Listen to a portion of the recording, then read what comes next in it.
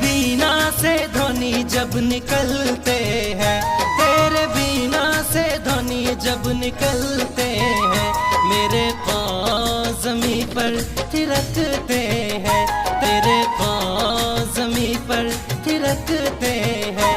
तेरे बिना से ध्वनि जब निकलते हैं, तेरे बिना से ध्वनि जब निकलते हैं, मेरे पाँव ज़मीं पर थिरकते हैं। मेरे पाँव ज़मीं पर थिरकते हैं, मेरे पाँव ज़मीं पर थिरकते हैं।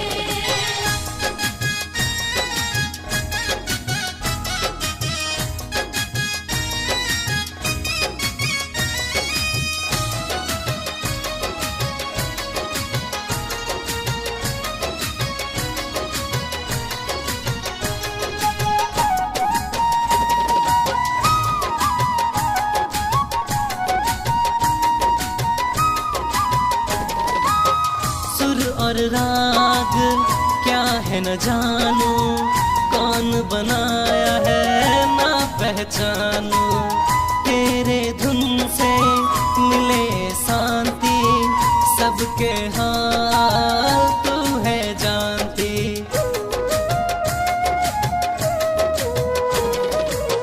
सुर और राग क्या है न जानू, कौन बनाया है ना पहचानू, तेरे धुन से मिले शांति, सबके हाल तू है जानती।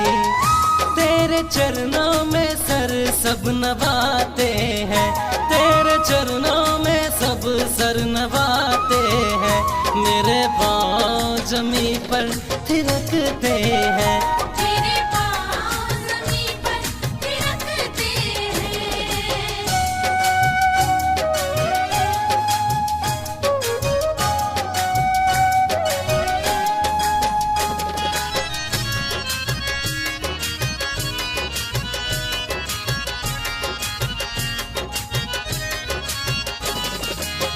चारों वेदों की तू है ज्ञानी, तेरे आगे झुके हर प्राणी, सबको देती तू ज्ञान धारा, गूंजे नाम की तेरी जयकारा।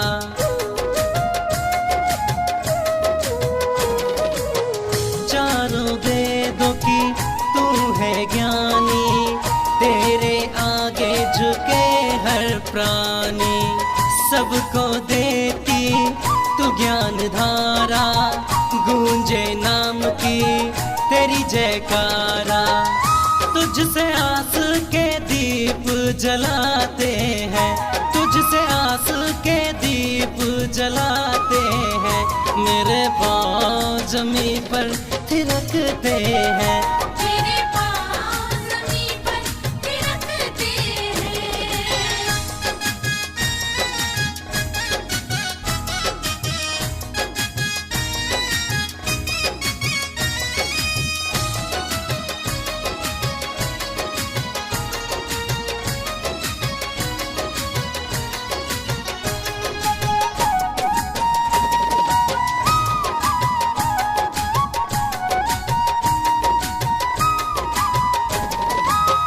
तेरे राह में जो कोई आए, उसका जीवन धन्य हो जाए।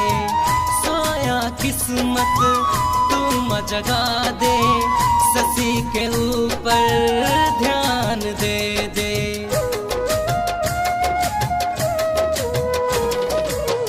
तेरे राह में जो कोई आए, उसका जीवन धन्य हो जाए।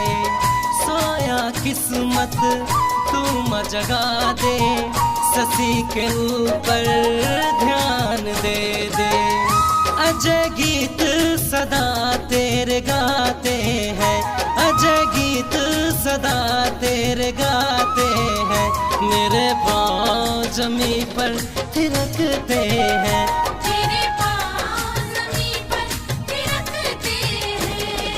तेरे बिना से ध्वनि जब निकलते हैं,